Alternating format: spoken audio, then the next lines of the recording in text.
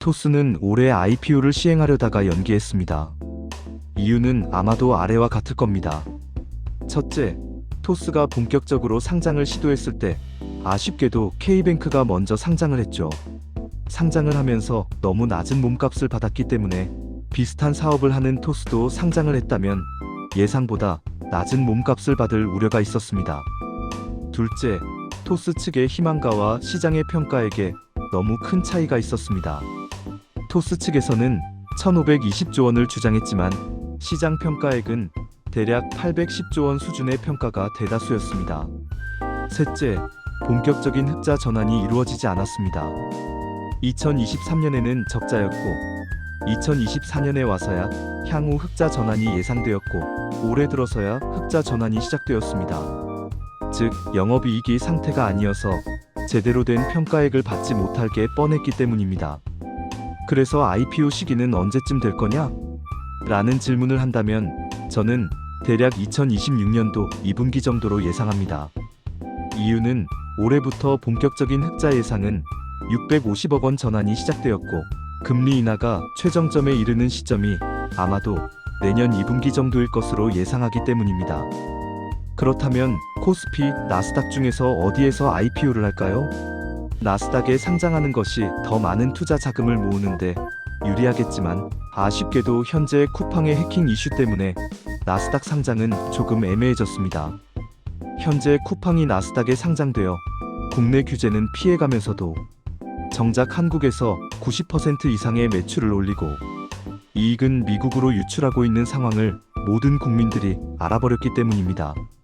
한국 정부가 정말 바보가 아닌 이상 이와 같은 상황을 두고 보지는 않을 것이고 곧 규제가 나올 것으로 봅니다.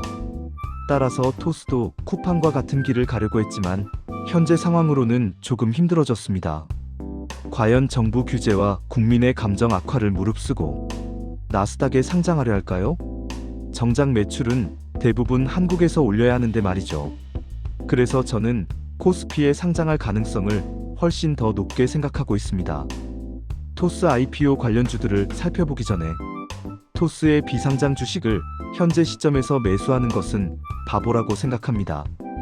현재 토스의 비상장 주가는 굳이 보지 않아도 상장 후 기대 수익률이 이미 다 반영되어 있을 확률이 매우 높습니다.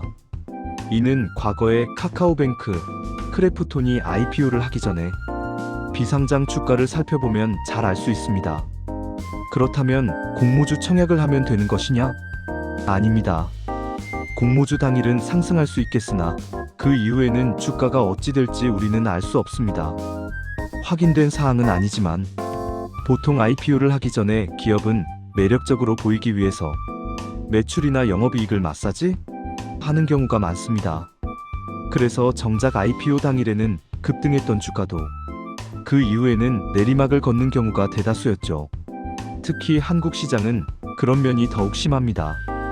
가장 추천하는 방법은 IPO 뉴스가 나오기 이전에 관련주를 매수하는 겁니다. 토스 IPO 관련주는 인터넷 검색만 해봐도 금방 알 수 있습니다. 먼저 하나투자증권, 이월드, 한국전자인증, 하나금융지주, 대신증권. 아마도 이 종목들이 대표적일 겁니다. 가장 먼저 하나투자증권을 살펴보면 토스뱅크의 지분을 보유한 핵심 주주이면서 토스 관련 이슈가 터질 때 가장 먼저 가장 강하게 반응하는 경향이 있습니다. 두 번째로 이월드입니다. 계열사인 이랜드월드가 토스뱅크 지분 약 10%를 보유하고 있습니다. 상당히 강력한 요인이기는 하지만 테마주 성격이 너무 심해서 상승 시에는 폭발적이지만 하락할 때도 너무 급락하는 경향이 심합니다. 주로 단타를 치기에 적합한 종목이죠. 세 번째로 한국전자인증입니다. 토스 비바리퍼블리카의 초기 투자자이며 전략적 파트너십을 유지하고 있습니다. 문제는 시가총액이 작아서 세력의 움직임에 반응성이 너무 심합니다.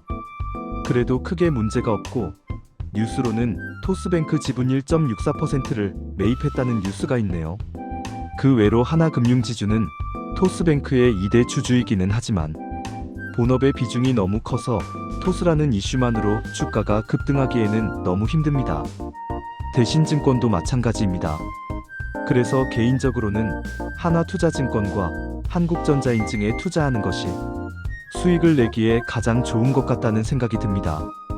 2025년 재무제표가 대략 26년 3월쯤에 나올 테니 토스는 아마도 이 성적표를 가지고 IPO를 시도할 가능성이 가장 높습니다. 그리고 25년 영업이익 650억이 찍히면 핀테크 기업이라는 것을 감안해서 대착 1011조 원의 시장 평가를 받을 수 있어서 그다지 나쁜 상황도 아닙니다. 그렇다면 거래 전략은 어떻게 설계해야 할까? 이전에 상장했던 카카오뱅크나 K뱅크 같은 비슷한 기업들의 IPO 시기에 주가의 변동성을 찾아보면 좀 더 쉽게 설계할 수 있습니다. 그런데 대부분의 개인 투자자들은 살펴볼 생각을 안 하죠. 게으르기도 하고 따분하기도 하고 다른 일이 더 급하다는 핑계를 대면서 말이죠. 가전제품 하나를 살 때는 꼼꼼히 살펴보면서 몇 천만 원을 투자하면서는 그냥 마우스 클릭만 하는 게 현실입니다. 그런데 말입니다. 저도 마찬가지입니다. 마이너스 괜찮은 놈 하나 물어 가지고 그 옆 바짝 붙어 있다가 정보를 얻고 편하게 돈 벌고 싶습니다. 그런데 아무리 주위를 둘러봐도 제 주변에는 나보다 더 잘 아는 놈도 없고 잘하는 놈도 없습니다. 짜증이 납니다. 뭔가 궁금한 게 생기거나 생각이 막혀 있을 때 조언을 구할 사람이 없습니다.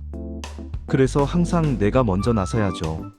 푸념은 그만하기로 하고 거래 전략이나 세워보기로 하죠. 위 내용을 종합해보면 매수 시기는 대략 현재 시점부터 늦어도 2026년 2월까지는 매수가 완료되어야 합니다. 그리고 매도 시기는 상장 예비 심사 청구 뉴스가 나오고 나서부터 급등하는 것을 지켜보고 있다가 늦어도 상장 당일 전에 매도하는 전략이 가장 유효해 보입니다. 예상컨대 상장일까지 들고 가면 재료 소멸로 주가가 하락할 가능성이 높으니까요. 하나투자증권 차트를 보면 급등했다가 현재까지도 조정을 받고 있는 상황입니다. 누가 봐도 61선에서 지지될 가능성이 가장 높아 보입니다. 만일 세력이 이러한 대중적인 예상을 깨고 다시 한번 121선 3,500원 정도까지 급락을 시킨다면 감사 땡큐 하면서 최대한 저점에서 매수하면 됩니다. 정석적인 매수는 이전 저점인 4,705원까지 내려오면 세력의 저가 매수세가 들어올 가능성이 높고, 그래서 우리는 장중의 변동성으로 4,700원을 찍을 때부터 분할 매수하는 것입니다. 그리고 오후 2,300원대에서 매도하면서 물량을 모아가는 전략을 쓸 것 같네요. 단타를 하시거나 보유 중이라면 대략 손절 가격을 4,680원 정도로 생각하시는 게 좋을 듯 합니다. 초보자분들이 많을 것 같아서 좀 더 쉽게 설명하자면 60선에서 지지받는지 보시고 매수를 고려하면 됩니다. 지지를 못 받는다면 그냥 계속 지켜보세요. 떨어지는 칼날을 굳이 내가 받을 필요는 없으니까요. 손절 가격은 꼭 지키시고요. 한국전자인증은 33,500원 구간에서 바닥을 형성하고는 있습니다만 일단 외국인 매도세가 진정될 때까지 기다려보는 것이 가장 안전할 듯 합니다. 일단 3,200원은 무조건 지켜야 합니다.